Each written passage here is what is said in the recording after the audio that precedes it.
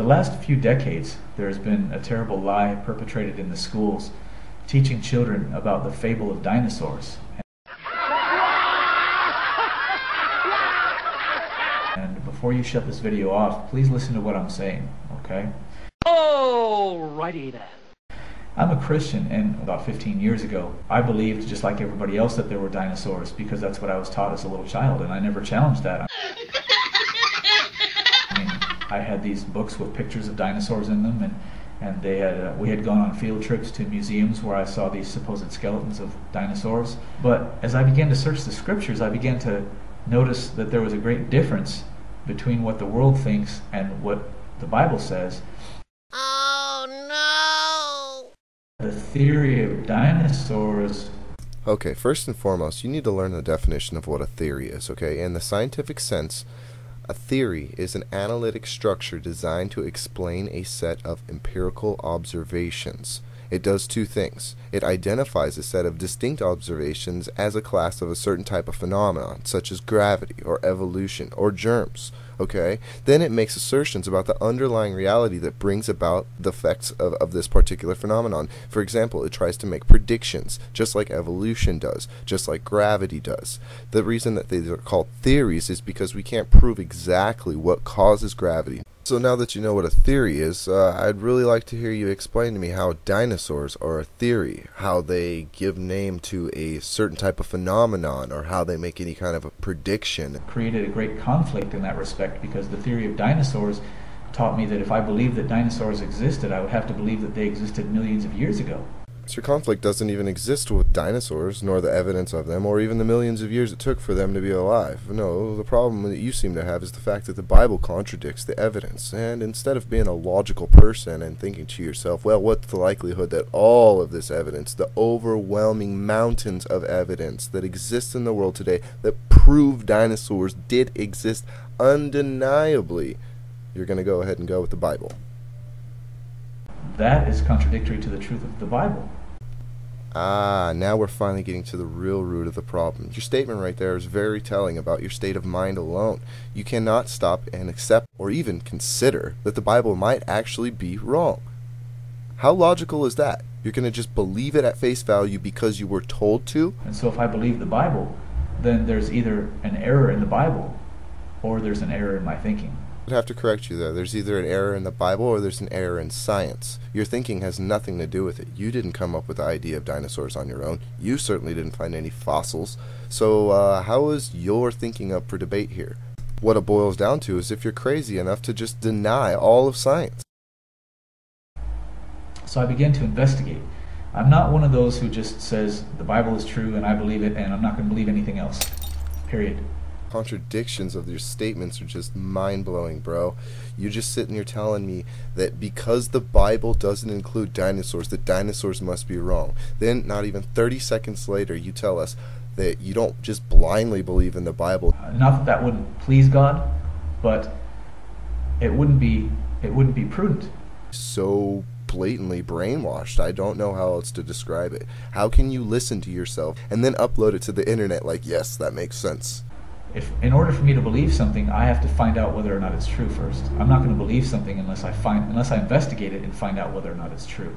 Bullshit. If you investigated anything to do with your religion, you would understand it is completely wrong. The flood? Seriously? A flood. So those of you who accuse me of blind faith, you're wrong. You're incorrect. So if you're not blindly believing in the Bible, what evidence do you have to support the existence of God? What's your proof? I don't believe something just because somebody told me or just because I read it in the Bible. I believe it because it's true. Okay, if I read something in the Bible, I know it's true because I know God, because I know God, because I know God. Listen to this one short clip very closely. Rewind it if you need. It's not what you know, it's what you can prove. This circular logic is exactly what your problem is. Exactly. Listen to yourself one more time. I don't believe something just because somebody told me or just because I read it in the Bible. Okay, if I read something in the Bible, I know it's true. But still, I'm going to check it out, and God doesn't mind if I do that. And when I check it out, then I know it to be true. And I'm standing on the rock instead of on something that I was just told to believe. Well, so far you haven't provided any evidence of dinosaurs being some big conspiracy or that they're entirely fake, nor have you provided any evidence of God. So what the hell have you investigated, and how do you figure you're standing on stone in any respects on any level about anything I've heard you talk about so far? Well, I checked it out, and an interesting thing occurred to me every time that I came across an article where this paleontologist found this skeleton. The paleontologist was a Jesuit, and that began to raise question marks in my head. Alright, well, you've just been upgraded from possibly just a innocently misguided Christian to a full-fledged fucking fruitcake. You hear what you're saying? This is one big conspiracy. Dinosaurs are all a big conspiracy. That everybody who ever found a dinosaur fossil was a Jesuit.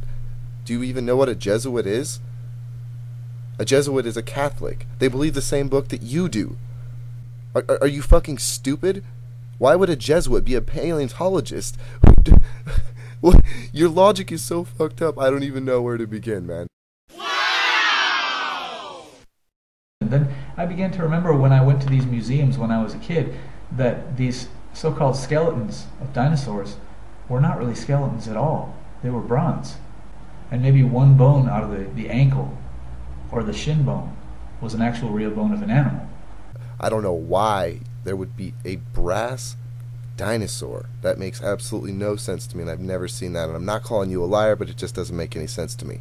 Secondly, just because they have a brass structure of a dinosaur with one bone in it, do you think that they just pulled the rest of that dinosaur out of thin air? They just thought that it looked good this way? No.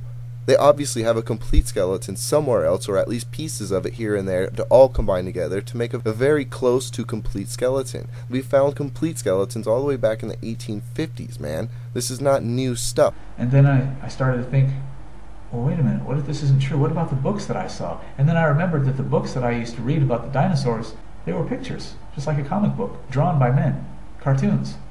Again, what do you think that they did? That they just pulled these random images out of their ass? Do you think they have no reason, no logical reason to draw them out as they have? They have no factual evidence to go on? How far up your ass is your head, man? And there were pictures of this dinosaur and that dinosaur and their names and what they used to eat and how they used to kill each other.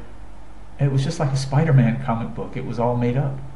Exactly what I think about the Bible. Do you know why? Because there's no evidence to prove the Bible. You know, on the other hand, though, we've got thousands upon thousands of dinosaur fossils that have all been dated and tested. You're obviously completely paranoid and completely delusional about what's going on in the world of science.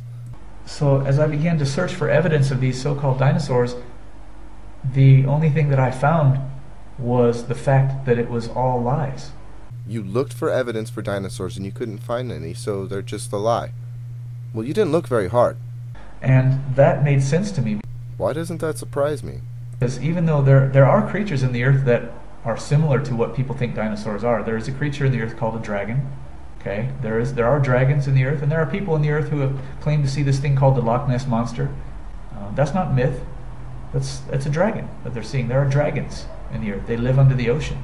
First and foremost, we've never found any skeleton of anything that resembled a dragon as it is described in the Bible or as it is described in any of the old myths. Never, not once. And Loch Ness Monster is true? Are you stupid? Have you not seen the different types of sonar testing that they did over the lake? They took whole armies of ships and scanned the whole lake all simultaneously to the way there's no doubt left to anybody. Are you deliberately being dumb, or are you just completely and genuinely and innocently misled? I really want you to answer that question for me.